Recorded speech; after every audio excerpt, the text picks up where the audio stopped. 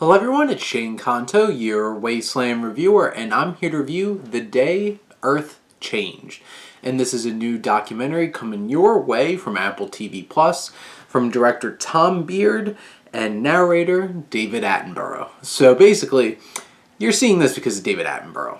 And he has had such a long, illustrious career of narration and documentaries, and this documentary takes a look at what happened to nature when COVID hit. People couldn't go out. They couldn't go out and about for a long time. Pollution was down. People weren't in the streets. So this documentary, which this really isn't like a feature-length documentary, it's 48 minutes. But it's still an interesting look at nature and how nature had come back. Some species that were extinct or endangered, that were endangered, not extinct, they didn't just magically come back. But those that were endangered made a resurgence. Because I think they mentioned at one point, these rhinos, none of them were killed for their horns for the first time since 1999. It's a long time. And obviously over the course of those 20 years, there's a lot of poaching going on and people weren't out. The animals thrived. And they show some fun moments. Like they have a bunch of capybara like walking through a neighborhood and getting chased away by a Shih Tzu, which was interesting and fun.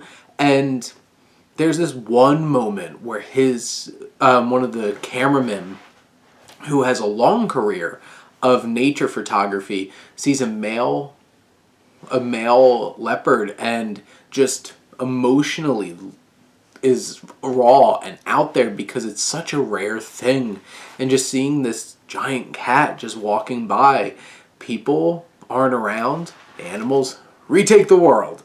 And obviously the documentary spends a lot of time talking about the effects and what we can do to help keep this up, what adjustments humanity can make to make a better world for the animals in the world too, and also, honestly, better for us in terms of nature and our air quality and cutting down on that pollution. So the documentary obviously has those kinds of agendas that it's talking about here, but also in an interesting and entertaining way shows all these animals doing all these fun little animal things in situations we wouldn't expect.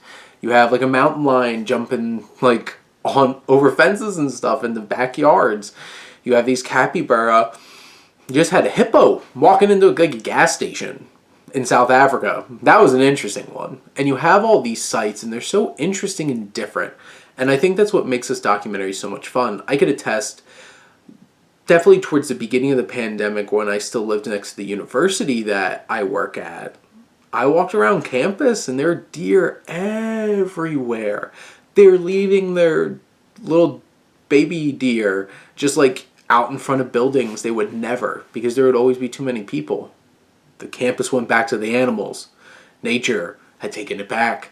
And that's really what this documentary is about, focusing on that perspective of what animals are doing during all of this. And I think it's interesting. It's definitely a worthwhile 48 minutes. Obviously, it's a short investment in terms of a film.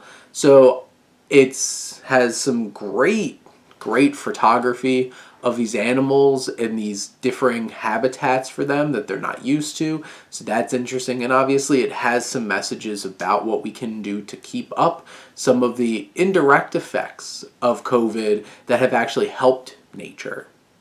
Because there's been some positives. Probably not for us, but for those animals. So there's quite a few reasons why you should check out this little documentary from Apple TV Plus. Oh, and David Attenborough's narration is great, as always.